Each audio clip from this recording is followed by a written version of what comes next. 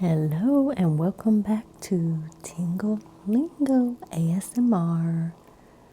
Today I am going to reminisce a little bit and show you a few of the books from my childhood. And when I say childhood, I'm talking about way back in the day.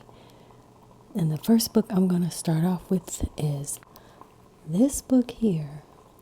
Is the book that I used to practice when I started learning how to read. This book my dad and I we would go over for homework. This was before I turned 5, so I guess I was in kindergarten or going to kindergarten, preschool. On the inside also.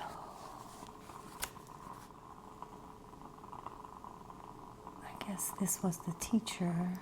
I don't remember this teacher.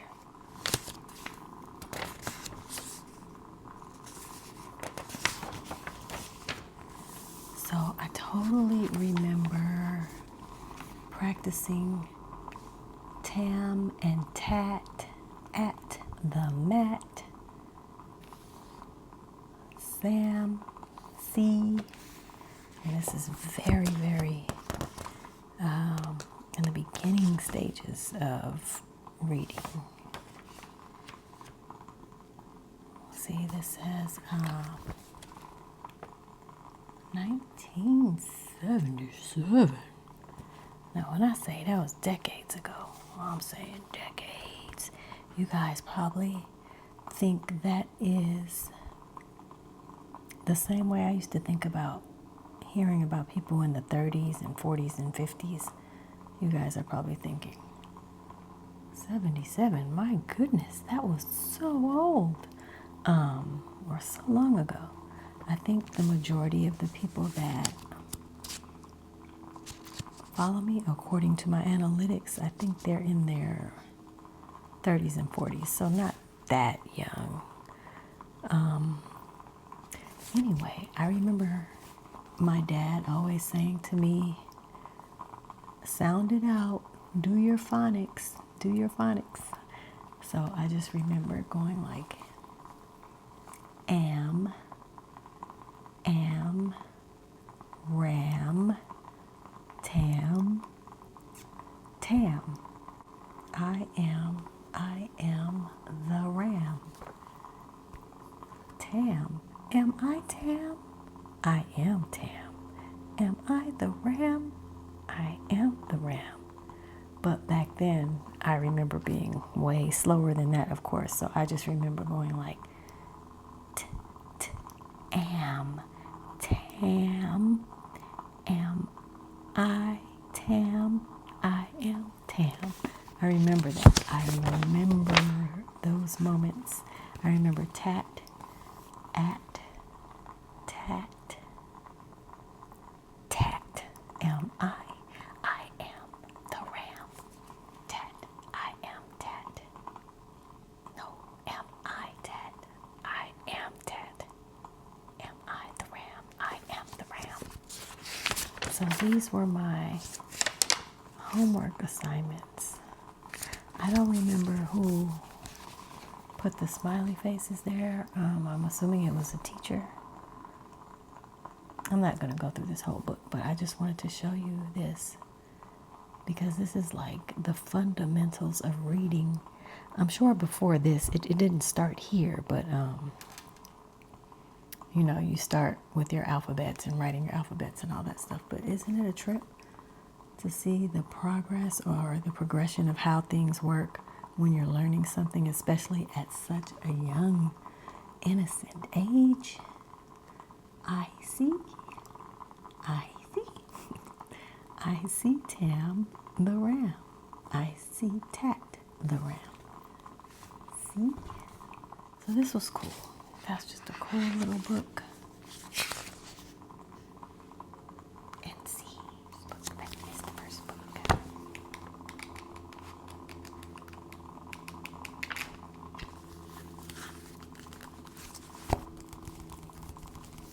This next book.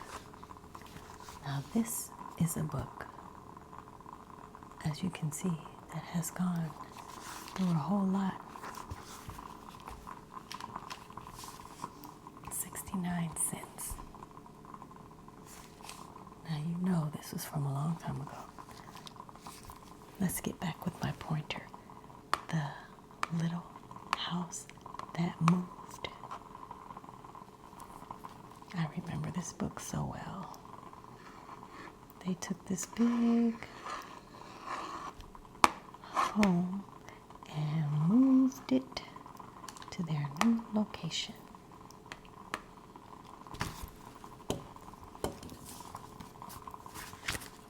Now you see how old it is because it's no longer attached to the binder.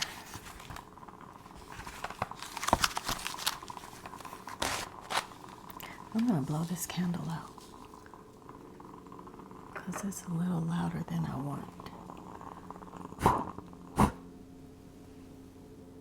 I feel like it's taking away from the I'll put this quiet one right here. It's taking away from the book sounds. Okay, The Little House That Moved. So you see how simple the words were. This is the little house on White Street. The Freeman family lives here. I wonder, can I read it? Maybe I will. This is Ellen Freeman's room. Look at her room she had. Oh, fancy. She had a lot of dolls. Her canopy bed. A little radio. Where's my pointer? Where is my pointer? I'll get another pointer. How about this screen?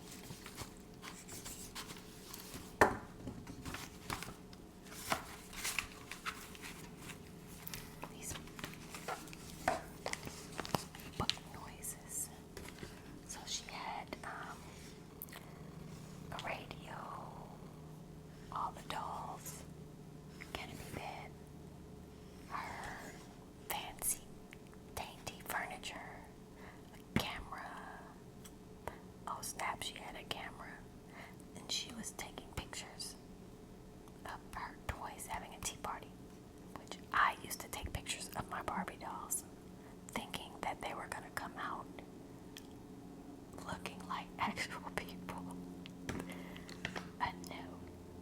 Anyway, this is Ellen Freeman's room. She keeps her books and toys here. She keeps her camera here too. It is a new camera and she loves it.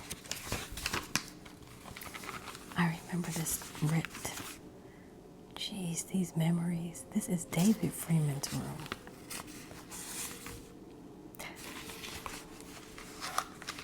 Goldfish was a big thing, I feel like, back in the 70s. Maybe the 80s too. But look, you don't see technology in here. Look at that. Just see toys and books. David keeps his toys and books here. Best of all, he loves his two fish, Jack and Jill. This is the dining room. It is the room Miss Freeman loves best. She keeps her good dishes here. One day, Mr. Freeman said, I have a big surprise for you. We are going to move. I remember this picture because I would always trip off of their expressions. Move, cried Mrs. Freeman. Move away from this house, cried Ellen. Why do we have to move? Asked David. Mr. Freeman went to the window. Look, he said, a new road is coming here. This house is in the way.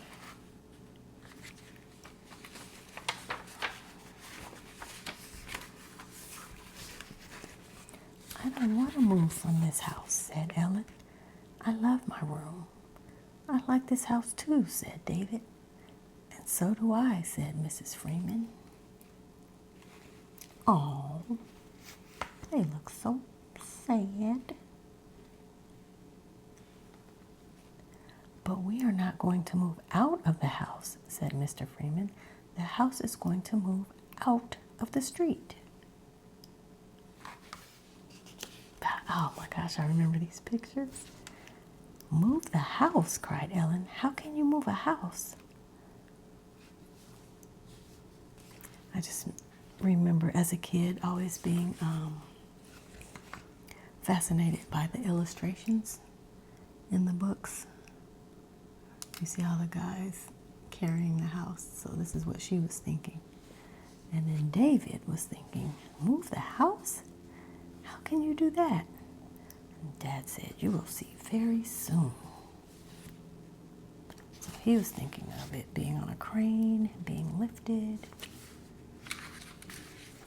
Well, basically, this is a longer book than I thought. I can go through it real quick, and maybe I will, because the point of it is to put you guys to sleep. And very soon, the men came to move the house. Ellen and David ran to see what the men were doing.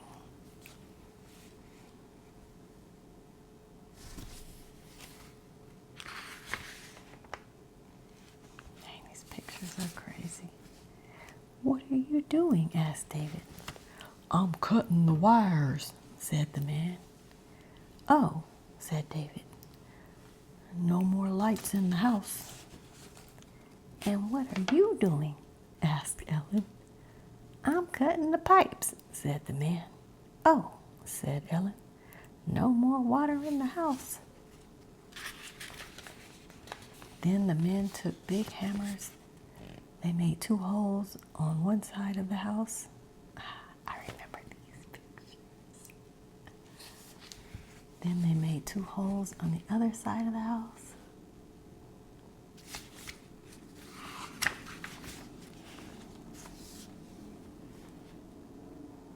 And they got these big beams. I'm not going to keep reading, but they got the big beams. And they put them on both sides of the house. And they got the jacks to lift up the house from the foundation.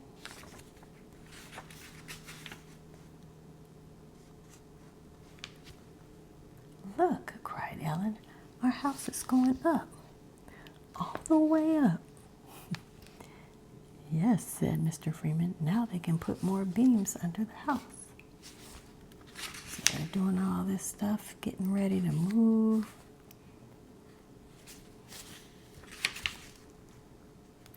Now watch the house go, said Mr. Freeman. Oh, my camera, cried Ellen. My fish, cried David. My dishes, cried Mrs. Freeman. Stop the house, cried Ellen to the man. I want to get my camera. It's all right, said Mr. Freeman.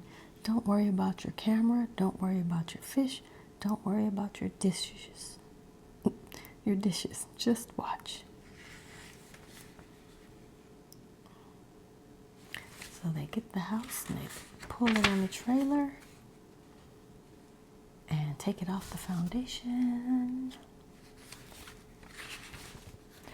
And they get in there. VW bug. Slug bug. Get in the car, said Mr. Freeman. No, he didn't say it like that. He didn't say, get in the car. He said, get in the car. We will ride behind our house. Very slowly, the little house moved down the white street. Right behind it came the car.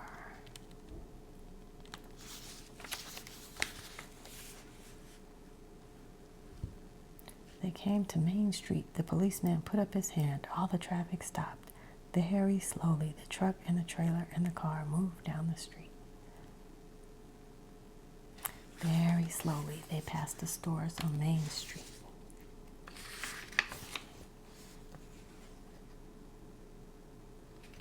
That's cute. Look at the neighborhood. Everybody came to the doors and the windows to see the little house move down Main Street. Past the bank, the supermarket, the school, Green Street.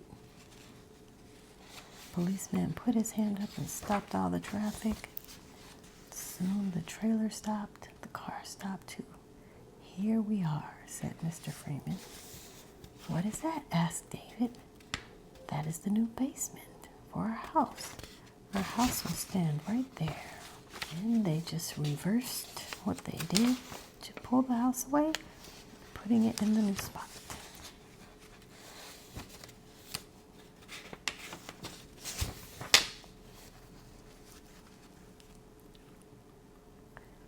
Oh, I like our house here on Green Street, said Mrs. Freeman. Now we can walk to the stores. And we can walk to school. And we have a big new basement. Mr. Freeman opened the door. Now you can come in and see what a good ride our house had. Oh, my dishes. They all good, Miss Freeman. They all good. Nothing happened. Oh, my fish. Don't trip, David. Your fish is straight. They're both straight. Just feed them a little fish food. They'll be all good. My camera. Don't trip, Ellen. Your camera's good, too. I told you not to worry, said Mr. Freeman.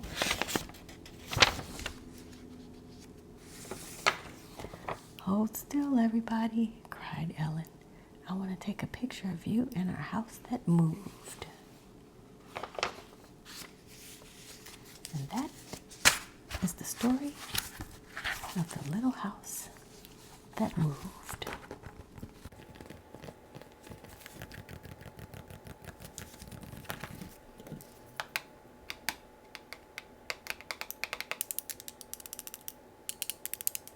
I'll somehow put this in here. A few taps for the ASMR tingles.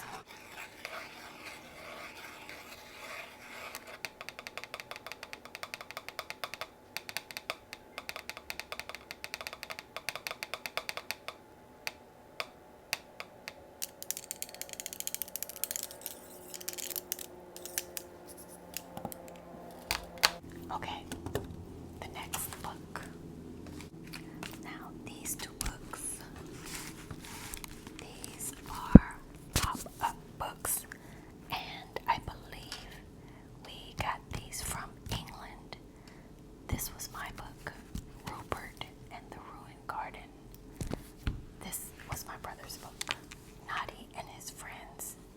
These are both pop-up picture books.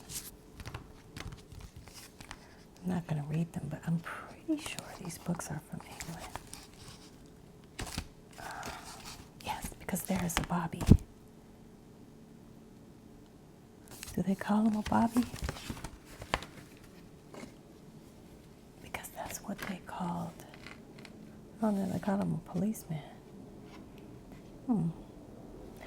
But I want to say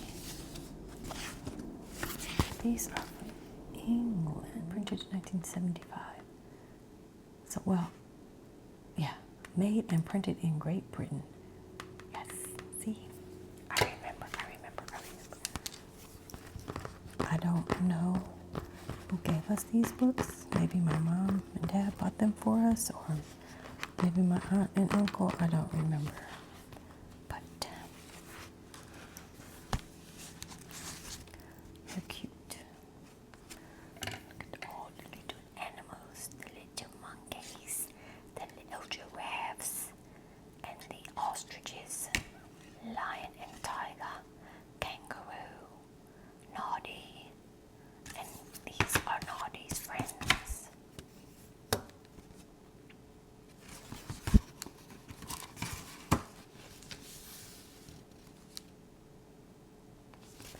Here's the clockwork clown who walks with the clickety-click and runs upon his hands when he wants to be really quick. Those are ASMR words. Clickety-click, clickety-click, clickety-click, click, click, clickety-click, clickety-click, and runs upon his hands when he wants to be real quick.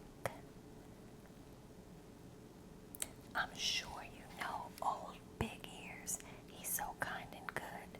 His house is in a toadstool in the middle of the wood.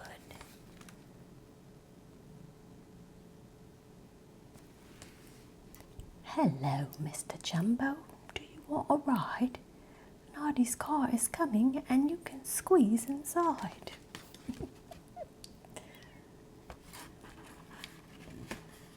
So cool.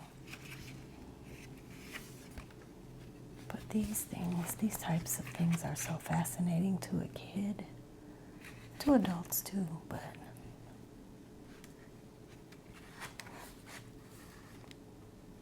"Come, little dog," the farmers said. "We'll hire Naughty's car and take our eggs to the market. It isn't very far." "Good afternoon, Miss Fluffy Cat. You're off to catch the train? Naughty's car will meet you when you come back again." I remember milk being delivered in glass bottles. In England, they were delivered to the doorstep in glass bottles. I thought that was so cool. "Here comes Naughty's milkman." "Hello," I hear him say. "If Naughty lets me tap his head, I won't ask him to pay."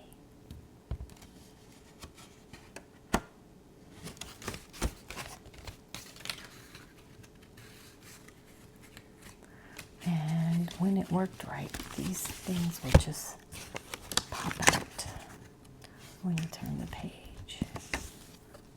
Pretty cool.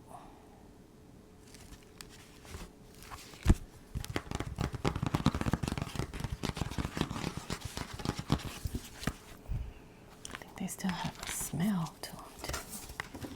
That's what I like about books. In addition to the tactile feeling and the noises and turning the pages, I like the smell of books.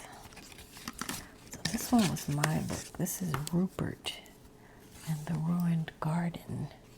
This is a very wordy book compared to the two books that I just went through.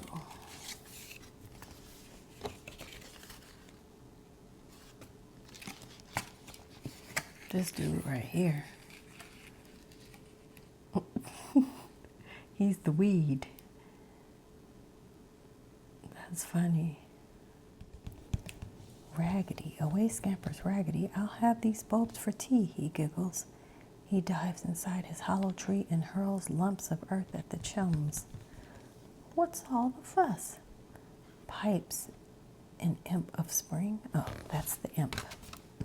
"Pipes, an imp of spring, popping up from a secret flap in the ground. We're trying to get some bulbs back from Raggedy," explains Rupert. So this is Raggedy. And Raggedy is the one that's been spoiling the garden. See, it's supposed to pop out like that. Look at all the artwork. So cute.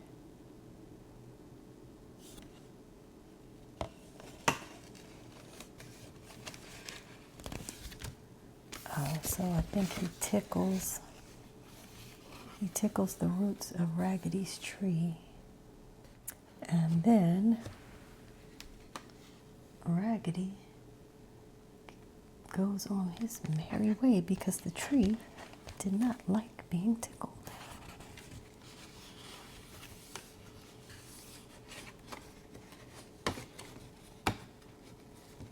Dad comes back. Raggedy left the tulips that he was trying to steal because they said he likes to eat them. But in all the fuss of the tree being tickled and running off, Raggedy left the bowl of tulips. And then the dad comes back and they're like, "Oh, we've got such a story to tell you. Wait till I tell you what happened, Dad." Okay, these two books. Okay, go to the next book. Okay, speaking of Raggedy, this is Raggedy. Raggedy Ann. Raggedy Ann and Andy were big in the 70s as far as being on, I guess, clothing and bed sheets and towels and blankets. So Raggedy Ann, this is my book, and then my brother had Andy. I'm pretty sure he had the Andy book.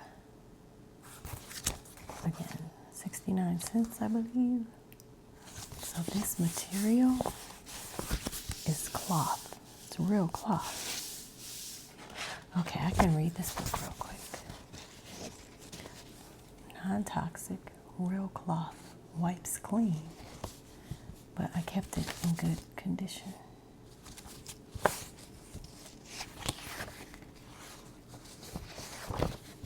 I see with my eyes. I see a bird in the tree.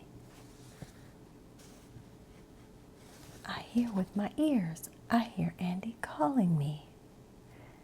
Raggedy Ann and Andy.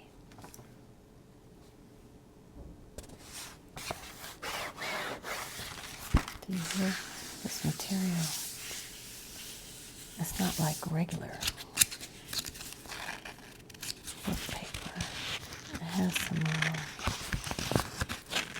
texture to it. I smelled with my nose. I smell a pretty flower. I eat with my mouth. I eat a dish of ice cream.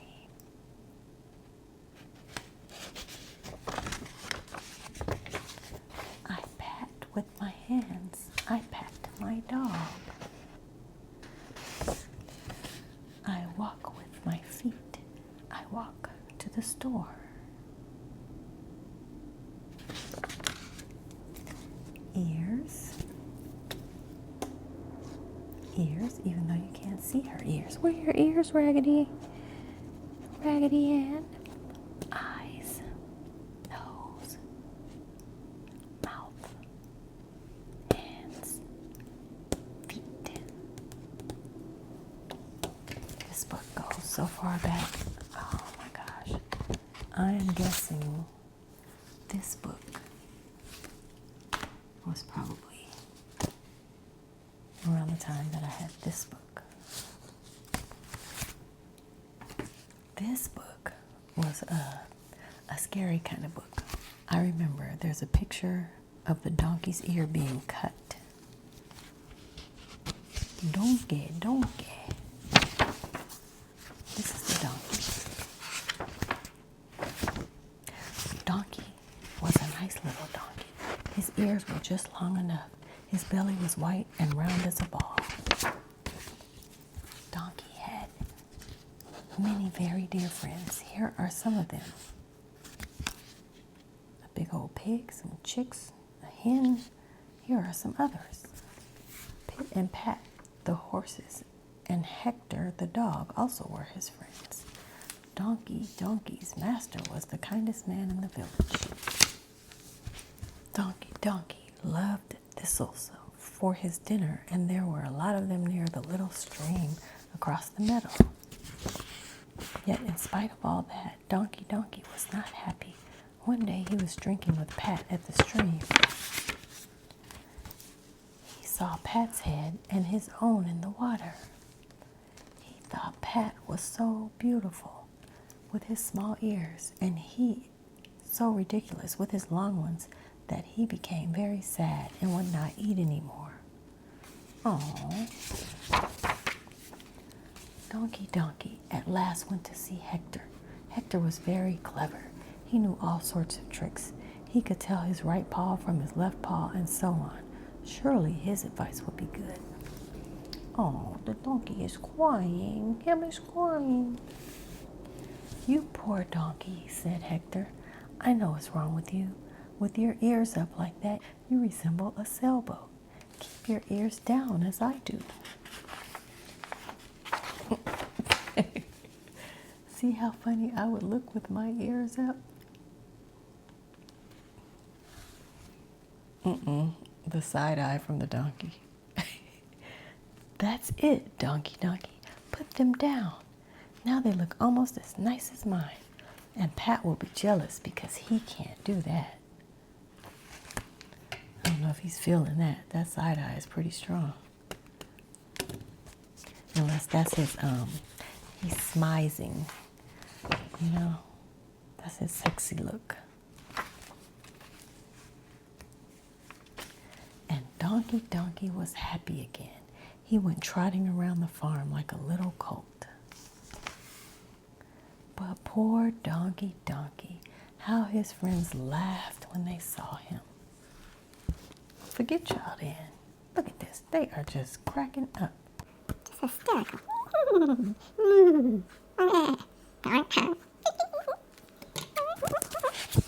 Shut up. Silly donkey, said Fuzzy the lamb. Why do you believe what Hector says? There's only one way to wear ears. Look at me.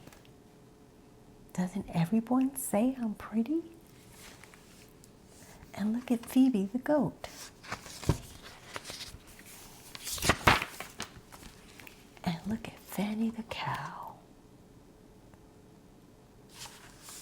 And look at the farmer's brother. These are some cool illustrations. It's like watercolor. Do you see how they all put their ears on the side? So many people cannot be wrong, Donkey. Donkey was impressed. He let Fuzzy fix his long ears. Now, said the lamb, you are beautiful. Wait, let's fetch a mirror.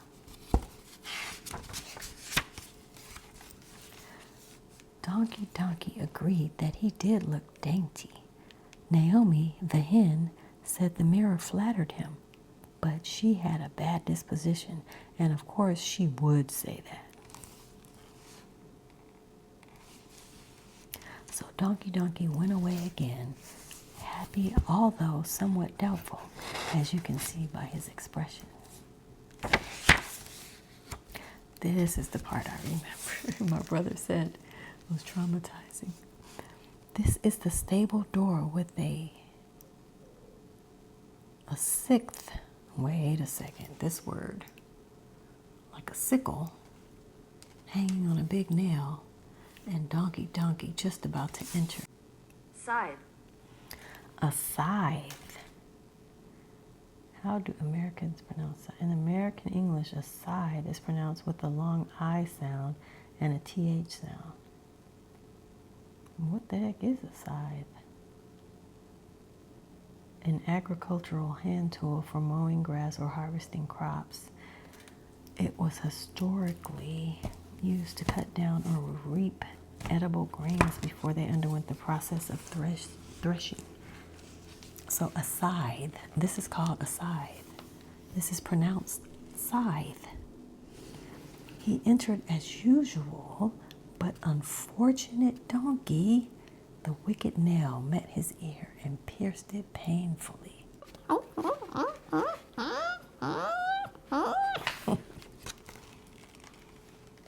Oh, poor Donkey. Donkey was sadder than ever. He cried all night long. It was very unpleasant for his friends. They could not sleep. They were quite angry with him. Where is your compassion? Animals have no compassion for him. Just mean. And even the moon is annoyed that the donkey's crying. He hurt himself. He has a band-aid. He's really crying. Poor baby. The next day, Donkey decided to consult Rosa, the mother pig. She was not known to be very clever. She ate and slept so much, but she was a very honest person. Rosa listened attentively to Donkey's grievances. Let me think, she said, and she closed her eyes to think more deeply. Rosa, Donkey with his band-aid. But pigs have slow minds. Donkey waited a long time. He counted up to 100, but Rosa was still thinking. I suspect, in fact, that she just went to sleep. Caterpillar. Funny quick story about caterpillars. When we were in school, there used to be a lot of caterpillars during certain times of the year, I guess, but those big furry green caterpillars, and I used to actually pick them up and hold them and let them crawl on me. I would not do that nowadays, but these types of caterpillars, oh my gosh, the things we do as kids. Okay, so he's side-eyeing Rosa like, are you sleeping? Because I was waiting on you to give me an answer. At last, she opened her eyes and she said, Donkey, donkey, I don't know much about making people look prettier, but I can give you some practical advice. The idea of wearing ears up and down and sideways is all foolishness. When they are up, the wind and rain get in them. When they are down, you can't hear. And when they are sideways, well, you know what happens. But if you keep them in front like mine, then you don't need an umbrella. You laugh at the sun and at the rain, and you can hear well. And Rosa, who had never spoken so much in her life, went to sleep. Donkey Donkey tried it once. He thought it really was a very good idea. 2 days later, there was a lot of wind and rain. Pat caught cold and had the mumps. The mumps. The mumps. Like the chicken pox. That was one of those childhood diseases. Pat caught cold and had the mumps. He had to stay in for a week. He was much ashamed. Donkey Donkey did not catch cold. He was delighted, although he felt sorry for Pat, of course. But, goodness gracious. This is to show the inconvenience of wearing one's ears in front and being unable to see the sun and other things up in the air. Dang, Donkey Donkey is just causing all kind of ruckus trying to find himself. Oh my goodness gracious. Look at this mess. Mr. Jones, the farmer, was painting his house. His ladder being too old, broke Mr. Jones's fall. Wait, what? Oh, Mr. Jones, let me go back to my reading fundamentals and pay attention to this punctuation. Mr. Jones, the farmer, was painting his house. His ladder, being too old, broke. Mr. Jones fell. He fell on Donkey Donkey's head, and they both fell to the ground. And Donkey Donkey was very ill. The doctor was called in. He bandaged his wounds. He pulled his tongue. He felt his pulse.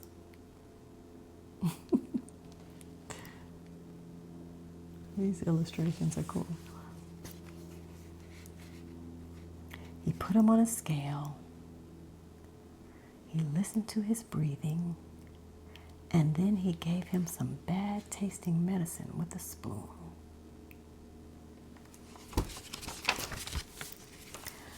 Donkey Donkey's wounds were soon healed, but he was still unhappy about his ears. Everything he tried had failed. As he was brooding over these sad things, Daniel, the little sparrow, perched on the nearby fence. He said, Donkey Donkey, silly donkey, you aren't a dog, you aren't a lamb, you aren't a pig, you are a donkey. Keep your ears up as donkeys do.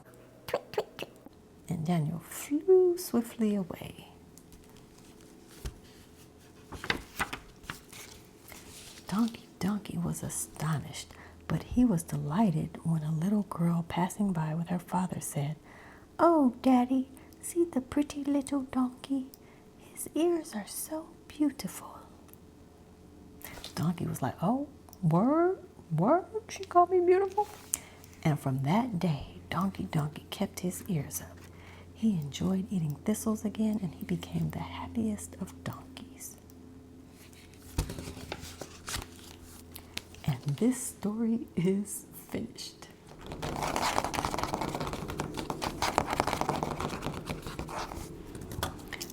Donkey, donkey, donkey, donkey, donkey, donkey, donkey. So this book was both of ours, both me and my brother's book. But I remember this being his book, but obviously I read the book too. Pause for the call. Okay, that is that book.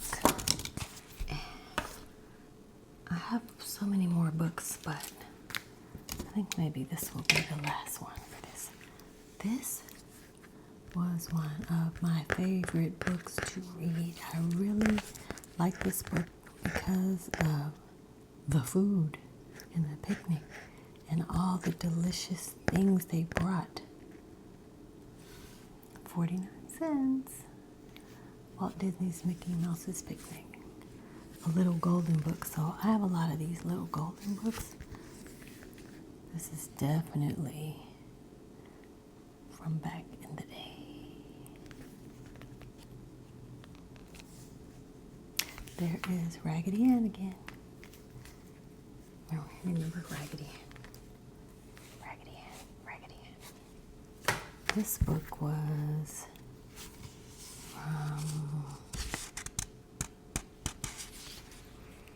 smell pages. I love that dusty book smell. Printed in 1975. Whatever that is. Chocolate? I don't know. I don't think I'm going to read this, but I do like this story. Yeah, this is a long book, but I like the story. Mickey Mouse sang, "What a beautiful day for a picnic. What a picnical day for a lark. We will frolic all day in the happiest way, and we won't get back home until dark." Well, he didn't sound like that, but so I just loved the story. I love the illustrations. So they were all getting ready to go hang out at the park. It's Pluto, Goofy, Daisy Duck, Clarabelle Cow, and they're waiting in Mickey's car. And Mickey was like, "Hey girl, you ready? We about to go to the park and have some good food." And Minnie packed some peanut butter and jelly sandwiches, some cold meat sandwiches, deviled eggs, potato salad, radishes and onions, pink lemonade, and a great big chocolate cake. That's what I'm talking about. Chocolate cake. So I just remember, oh shoot, Donald was mad. They did not like Donald. They said, "It seems strange to start off on a picnic without Donald Duck." Yes, but there is always trouble when Donald is along. That's messed up. But they didn't see him. They really didn't see him. They didn't know he was back there, but that's messed up. Why did they do Donald like that?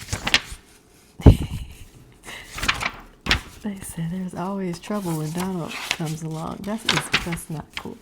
So anyway, Mickey's still singing. They're getting the food all ready. They went to the riverbank, jumped in the little pond. Everyone went swimming in the old swimming hole, and how good that fresh, cool water felt. They swam and floated and played around and had a wonderful time. I'm hungry enough to eat the whole basket of lunch myself.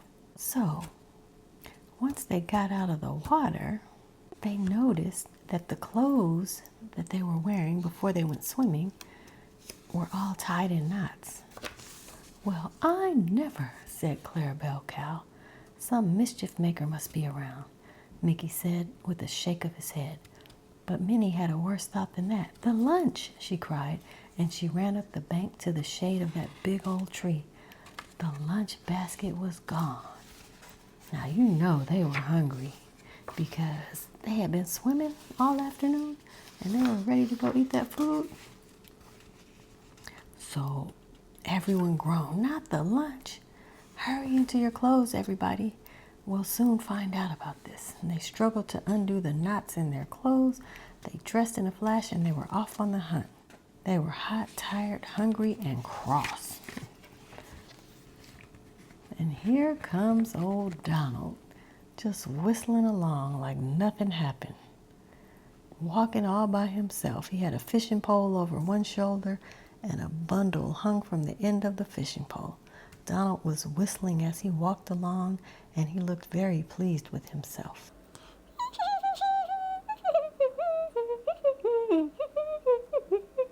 I can't whistle. Well, hello, hello, hello, he cried. Imagine meeting you folks out here. I just came for some fishing myself.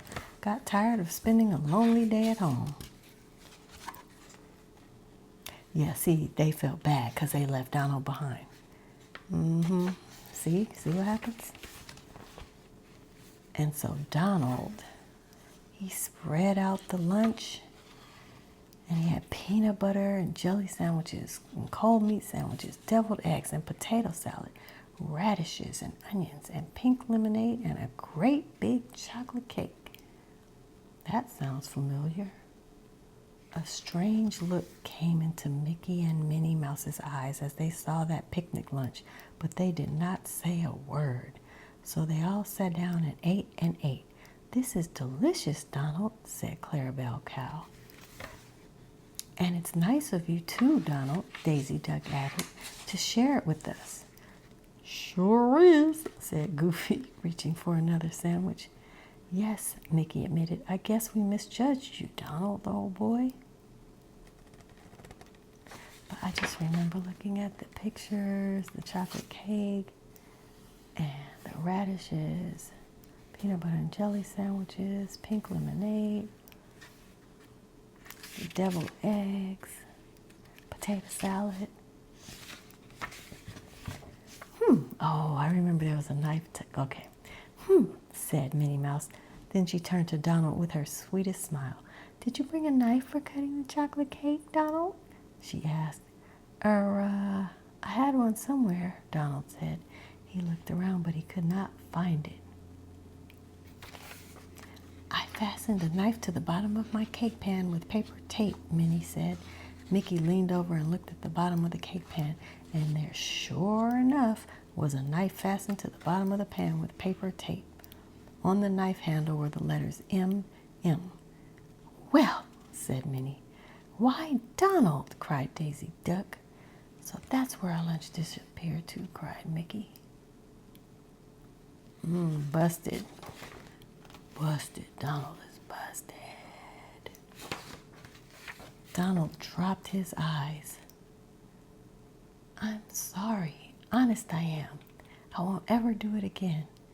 And where is my lunch basket? Minnie asked. In the back of Mickey's car, Donald admitted. Mickey had to laugh. Well, he said as he cut the cake, we've all learned a lesson, I think. Donald won't snatch any lunch baskets soon, and we know it's better to bring Donald on a picnic. Yeah, why'd y'all leave him? That's scandalous. Just gonna leave him like that. Everyone had to laugh then, and they all piled back into Mickey's car. They made room for Donald to sit in the empty lunch basket. Then away they went toward town, singing merrily. We will frolic all day in the happiest way, and we won't get back home until dark. But y'all wrong for that. Y'all wrong for leaving Donald.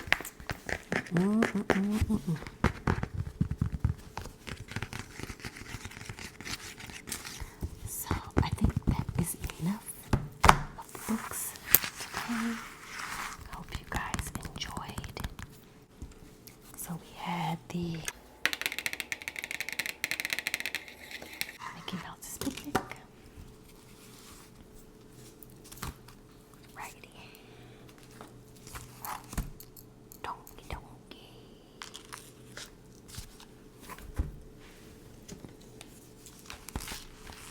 Bert and Noddy, The New House That Moved, and this one. Thank you for watching. I hope I put you guys to sleep.